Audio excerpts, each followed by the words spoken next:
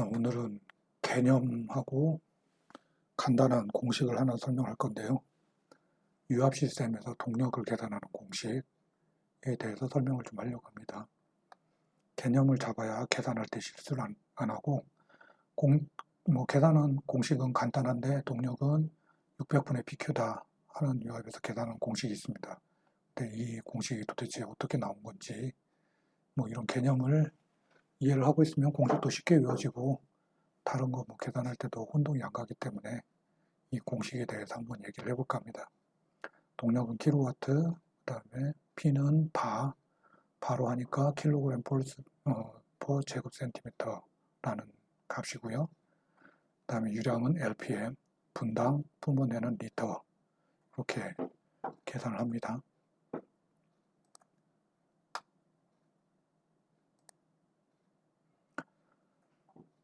지금 힘을 써서 어떤 물체를 쭉 밀어서 어떤 위치까지 옮기면 이거를 우리가 일이라고 합니다. 근데 두 번째 거 보면 똑같은 일을 하는데 첫 번째 케이스와 두 번째 케이스, 요 첫 번째 케이스와 두 번째 케이스의 차이가 있죠. 첫 번째 케이스와 두 번째 케이스에서 차이점은 동력입니다. 여기서 여기까지 똑같은 거리를 똑같은 무게로 옮기는 데 있어서 빨리 움직이려고 하면 동력이 더 많이 소모가 되는 거죠. 그런데 그 두 개의 차이점, 동력이 많이 소모가 된다 하는 걸 알 수 있습니다. 자, 이런 걸 계산을 하려면 뭐가 필요하냐? 기본 개념 중에 힘, 일, 동력이란 개념이 필요합니다. 공학적으로 SI 기본 나누기 국제 표준 단위계를 사용을 하면 MKS를 사용하고요. 길이는 미터, 중량은 킬로그램, 시간은 초, 이걸 기본으로 합니다. 그래서 뉴턴의 제2법칙에 의해서 나온 공식 중에 하나가 F는 ma다. 힘은 질량 곱하기 가속도의 곱이다 라고 하는 뉴턴의 제2 운동 제2법칙에 의해서 나온 공식이 있습니다. 네, 이 중에서 가속도 A가 지구에서 우리가 많이 알려진 값으로 9.8m/s의 제곱이다 하는 중력 가속도는 우리가 많이 알고 있죠. 그다음에 이제 질량이란 값하고 중량이란 값이 많이 이제 헷갈리는 내용인데, 질량이라는 값은 어떤 물체의 양입니다. 양이고, 이 질량은 지구든 달이든 우주든 어디를 가든지 변하지 않습니다. 물체의 양이 변하진 않죠. 근데 중량이라는 값은 거기에 이 중력 가속도를 곱한 값이고, 그건 힘이 되는데, 그 값은 지구에서 쟀을 때랑 달에서 쟀을 때랑 다르게 됩니다. 그래서 이거는 공학적으로 계산할 때는 뒤에다 F자를 써서 킬로그램 폴스라고 표현을 해주고, 질량 그냥 킬로그램이라고 표현을 하는데, 실제적으로는 그냥 보통 둘 다 킬로그램이라고 표현을 써서 헷갈리는 경우가 굉장히 많습니다. 상황에 따라서 질량인 건지 힘인 건지 구분을 해서 사용을 해야 되는 경우가 많습니다. 근데 MKS 단위에서는 이 힘의 단위는 뉴턴이 기본입니다.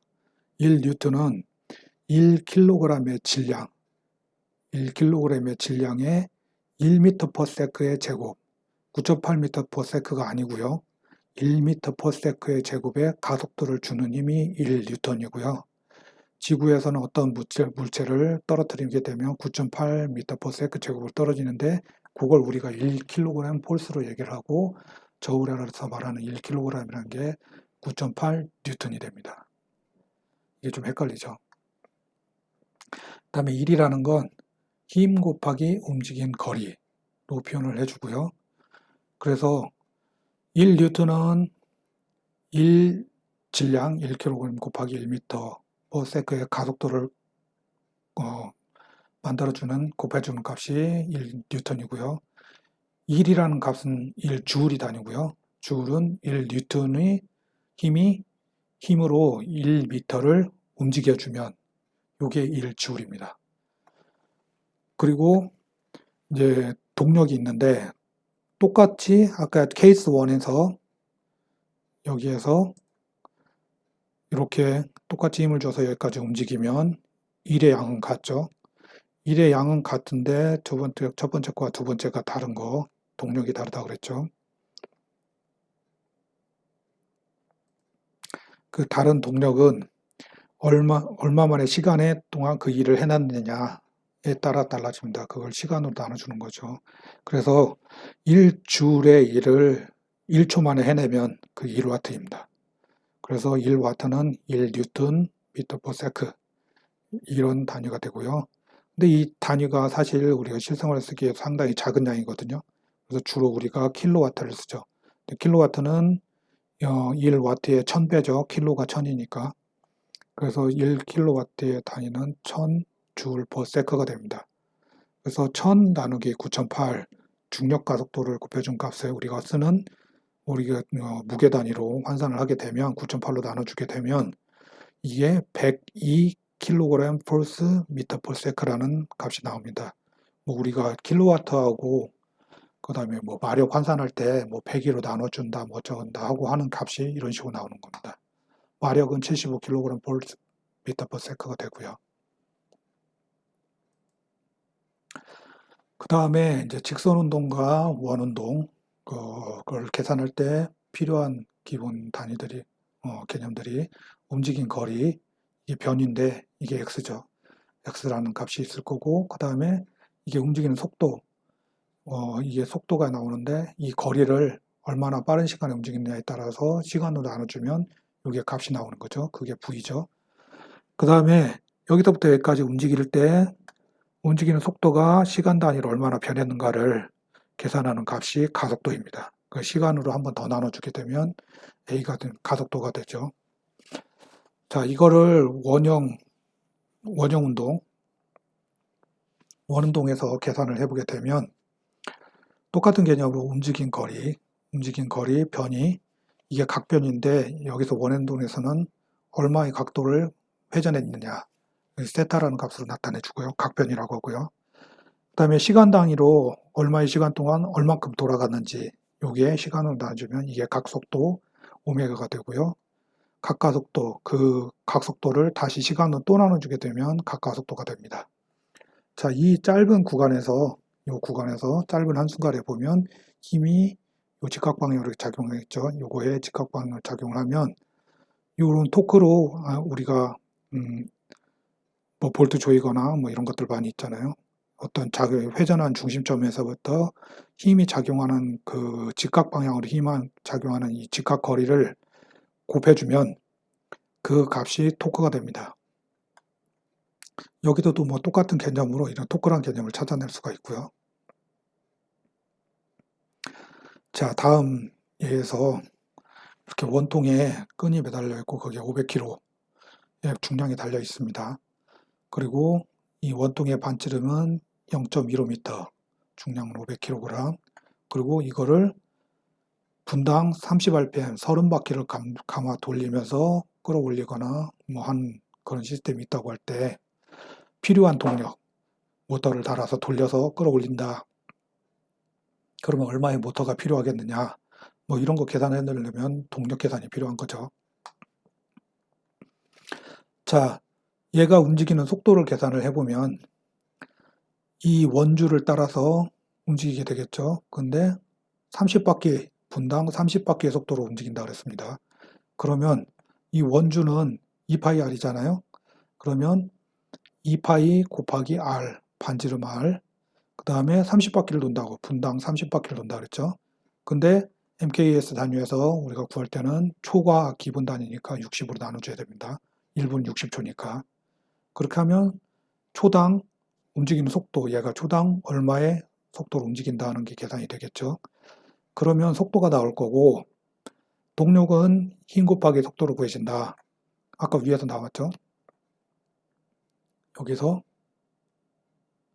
동력은 일을 시간당의 일을 얼마나 빠르게 해냈는지 하는 건데 힘의 움직인 거리 나누기 시간 이렇게 해주면 힘 놔두고 움직인 거리 시간으로 나눈 게 속도가 되니까 힘 곱하기 속도 이렇게 된다 그랬죠. 그러면 자, 힘 나오고 그 다음에 이제 속도가 나옵니다. 속도. 근데 이 중에서 힘, 작용하는 힘과 R, 작용 지점까지의 직각거리, 요 R 두 개를 곱해주면 요게 돌려주는 토크가 되는 거죠. 끌어올리는 토크. 그래서 요 FR을 토크로 빼고 곱하기 나머지만 남겨주면 60분의 2파이 n이라는 값이 남고요. 이거는 뭐 두 개를 약분을 하게 되면 30분의 파이 tn이라는 값이 남겠죠. 근데 이제 이 공식을 집중해서 보게 되면 2파이 tn 남겨놓고 2파이에 60이라는 값이 있고, 근데 여기서 우리가 사용하는 대기가 이게 무게입니다. 무게니까 뉴턴으로 환산을 해주게, 와트로 계산을 하면 뉴턴으로 나눠줘야 되니까 9.8로 나눠줘야 되고요. 킬로와트로 나누니까 1000이 또 붙죠. 그 다음에 2파이 남고 tn, 그 다음에 초당으로 계산해야 되니까 60으로 나누고 해서 이렇게 공식이 나옵니다.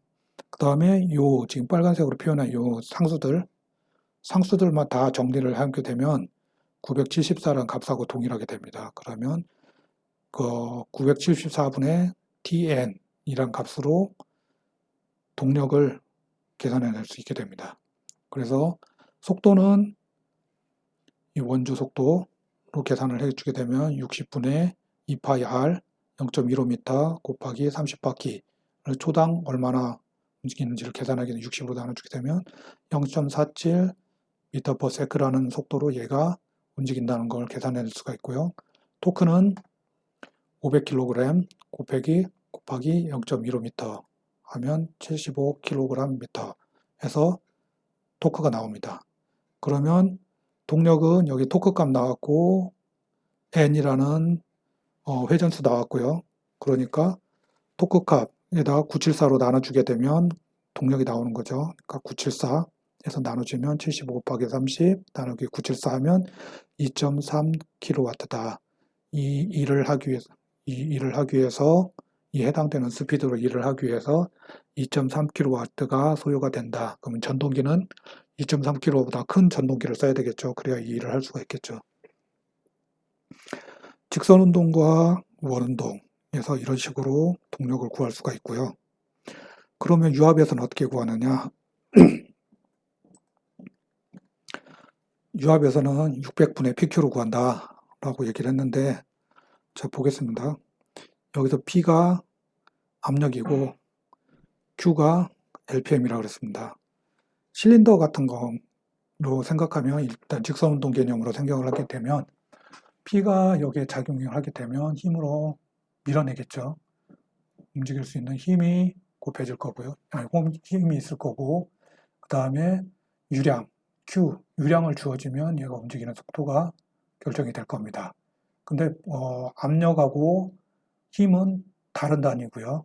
그 다음에 V와 유량도 다른 단위입니다. 근데 그 단위 두 개를 이용을 해서 동력을 구해낼 수가 있는 겁니다. 자, 압력 단위, 우리가 사용하는 바의 단위는 킬로그램 폴스 제곱센티미터, 그러니까 가로 1cm, 세로 1cm, 1제곱 평방 센티미터에 1kg 폴스라는 힘이 작용을 할 때 이걸 우리가 일바라고 합니다. 그 다음에 1리터라는 그 부피는 가로 10cm, 세로 10cm, 그 다음에 높이 10cm, 요 부피의 양이 1리터입니다.